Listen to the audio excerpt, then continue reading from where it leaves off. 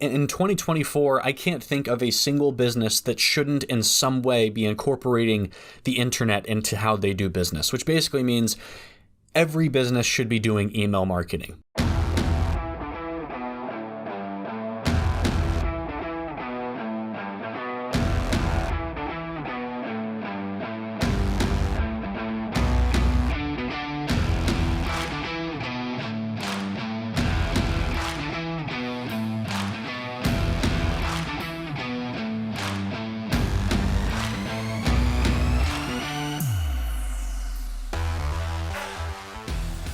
Hello and welcome once again to Shatterpoint Conversions. I'm your host, Michael Kassman, and I've got quite the treasure trove to share with you today. Last episode, I mentioned the importance of email strategy to maximize your marketing and sales messaging. But in particular, I singled out a set of behavior-based autoresponder sequences that make money without you lifting a finger. I didn't want to leave that as a cliffhanger for too long, so I decided to go ahead and give you a list of some of the most essential email sequences that I was talking about.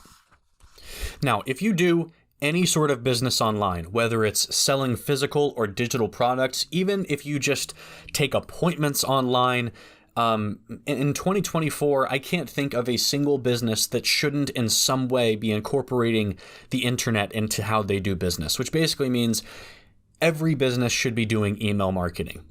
And every business that's doing email marketing should have at least these 6 email sequences. I'm going to give you 6. They're by no means an exhaustive list, but you at least need these 6. In fact, just so that you're aware, I'm working on a field manual that I am calling Cash Haul that will give you a more complete list of 18 sequences that you should have. In reality, there are dozens, but we don't have time for that. So we'll start with the 6 most important ones. The first one is the welcome sequence. This sequence is triggered when a new subscriber joins your email list. It's a pretty obvious asset you should have in your email toolbox, but you'd be surprised to know that some businesses don't have them. Or maybe you're not surprised because you're a business that doesn't have it. But that said, even those who do have them tend to use them poorly. Either they don't provide enough information for their prospects, or they go all out trying to get the customer to buy right away. Like, hey, thanks for signing up for my email list. Here's all my crap. I'm sure you're eager to buy it, right? That's kind of a silly way to approach it. This goes back to the premature proposal that I talked about in episode 3. When you go for too much too soon, you turn off your prospect. The welcome sequence, when it's done well, has the following objectives: to thank your customer for joining, to welcome them into the community, create trust and affinity for your brand, build and strengthen a human connection, share other wins and testimonials, solidify your authority in your sphere, introduce them to your flagship products, and encourage them to make their first purchase with you. Now notice, I listed 7 things that your email that your welcome sequence has to do before I said that you even introduce them to your products. And it was only the very last point that I mentioned where I say that you try to get them to buy. Keep that in mind. And for your information, each of those bullet points could be their own email in your welcome sequence. That would give you an 8 email sequence. And now I've written much longer ones. In fact, I've written email sequences that are 16 emails long, and they don't start pitching products or special offers until email 12. The welcome sequence may seem like a basic, quote unquote, nothing special sequence, which is why most often it's neglected or half-assed, but it's anything but nothing special. Because the moment you get a new subscriber is a very special moment that should be acknowledged with special treatment and care. It's the first instance that your prospect has engaged with you. They've begun a relationship with you that could last for as long as you're in business. That represents a very high value connection both for you and for them. So you should always treat your new subscribers as if they're going to be lifelong customers with you, because they just might be. It reminds me of an example that Gary Halbert used in one of his seminars that made it really hit home for me. He said, if the lifetime value of your highest value customer is $10,000, then you should treat every new subscriber Even before they've bought a single thing, you should treat them as if they're worth $10,000 to you, because you never know. They might be a lifelong customer worth exactly that much or even more. Now, the second sequence you need is the fulfillment sequence, and I'm cheating a little bit by throwing this in there because it's kind of a 4-in-1. The fulfillment sequence goes out once your customer has completed an order with you. You should have separate sequences for the first-time buyers and for the repeat buyers. So that's 2. And then you should have variations of each of those for physical products versus digital products. The fulfillment process is very different for those, and so your fulfillment sequences need to reflect that. The purpose of the fulfillment sequence is to reaffirm all of the reasons why the customer bought, to scoop up easy second sales through add-on purchases, to build excitement and anticipation, to future pace the outcome they desire by using your product, to instruct them on how to make the best use of the product, to create confidence and trust by sharing successes from others, and to tee up an upsell and a cross-sell sequence. The fulfillment sequence dramatically improves your customer's experience, assuming that you do a good job. It helps them make the most of the product and demonstrates that you're invested in them enjoying their purchase. All of those elements will make you different, and it increases the possibility of them becoming repeat buyers and referring you additional business. The third sequence, the VIP sequence. Now, every business owner knows that not every customer will be a rabid fan, but those who are worth their weight in gold and deserve to have some sort of reciprocal attention from you. Use VIP sequences to reward those who are your most dedicated followers with amazing deals and exclusive offers that continue to deepen the relationship.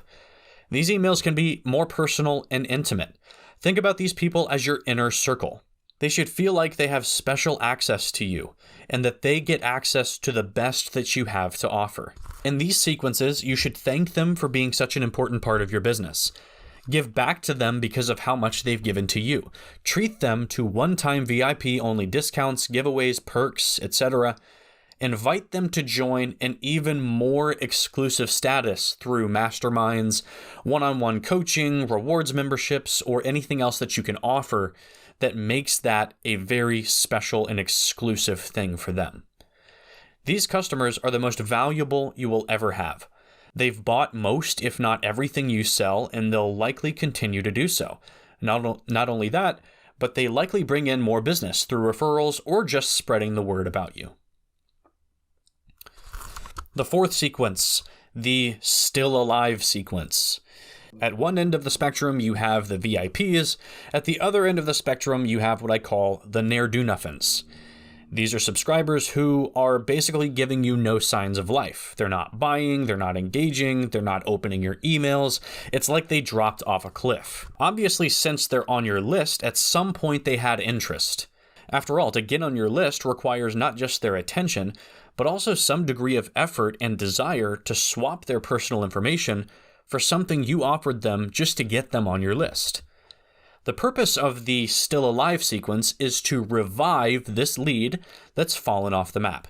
Defining qualities of this sequence include shocking, surprising, curiosity-driven subject lines to inspire them to open, straight to the point messaging that has a very personal tone, questions about why they've decided to stop engaging, checking in on whatever brought them to your list in the first place, reminding them about something they previously showed interest in, prompting them to offer feedback or a quick survey. If nothing else works, you could always ask if they'd like to be removed from your list. This adds a little touch of urgency, or it could even serve the purpose of scrubbing your list of dead leads. Now, why did I put this on the most important email sequences? Well, because it's always easier to revive a previous connection than it is to make a brand new one. So don't miss the opportunity to reach out to a disengaged subscriber and reignite their interest and buying desire. Number 5, the abandoned cart sequence. These are likely some of the simplest, easy win emails you will ever implement. Abandoned cart emails go out when customers place items in their cart and then they dip out. If you take orders online, you must have an abandoned cart sequence because studies have shown that roughly 70% of all carts are ultimately abandoned by your customers. Think about that. If you do business online, just over 2/3 of the time when somebody puts an item in their cart, they leave it behind. This phenomenon is responsible for an estimated $18 billion in lost revenue for e-commerce businesses alone. To put this in perspective, let's say that your monthly recurring revenue is $10,000 a month. Now, 70% abandoned cart rate represents up to $7,000 that you lose every single month. In this case, any sales that you rescue are essentially found money, requiring almost no additional work on your part. Imagine if you could add 70% to your monthly recurring revenue just by recovering these abandoned carts. Now, it's a nice thought, but let's be honest, you will never be able to recover every abandoned cart. Heck, for the sake of being conservative, let's say that you can only recover a handful. Let's say that you can rescue 10%. If your monthly recurring revenue is $10,000, an extra 10% would add an extra $1,000 per month or $12,000 per year. In this example, you're getting an extra $12,000 per year simply by adding a stupid, simple cart abandon sequence. Even if your abandoned cart sequence only rescued 5% per month, as opposed to 10%, you'd still likely recoup your entire investment within a matter of weeks. And anything on top of that would just be straight cash into your pocket. And that is if you halved the already conservative estimate that I provide in the example. Lastly, consider that once you have an abandoned cart sequence, this is an asset that you will be able to use not only in your current business, but any business in the future. It's something that you will have forever, and it will keep making you money forever. Really impressive, really powerful, and really simple. Number 6, and lastly, the simple sales sequence. The sales sequence is something you should send out whenever you release a new or modified product or offer. The simple sales sequence has a simple purpose. Introduce the new exciting thing to your audience, explain how it's different or better than the other stuff you or other companies offer, unite the product benefits to your customers' desired outcomes, make it clear that the new exciting thing is the answer your prospects have been looking for to solve their problem, dismantle objections and buyers' resistance, share third-party proof that it's as good and exciting as you make it out to be, promote a one-time offer to get the new exciting thing at an exciting price, and lastly, remind the prospect of your guarantee to reduce fear of the unknown or the untested. Again, each of these bullets could be an email on their own. The simple sales sequence can be as long as you like. Usually I write about 9 emails for a sales sequence, but of course you could go longer. Those who go through the sequence and open but never buy could then be directed to a quote-unquote what gives sequence. And then you could also send them on to if they continue to not buy, you could send them on an education sequence and loop back around to an offer once they've had more exposure to your free content. Those who buy through the sales sequence could then go through a fulfillment sequence and then an upsell or a cross-sell sequence. As you can see, the possibilities with email are practically endless, but this episode is not. And so if you have not subscribed to the show, if you have not liked this video, please do that right now. That would really help me out. And if you haven't subscribed to the newsletter, you are seriously missing out. So I suggest that you do that as well. That is all for today. Next episode, we're going to do a questions and answers. So if you have any questions that you would like answered, please send me an email.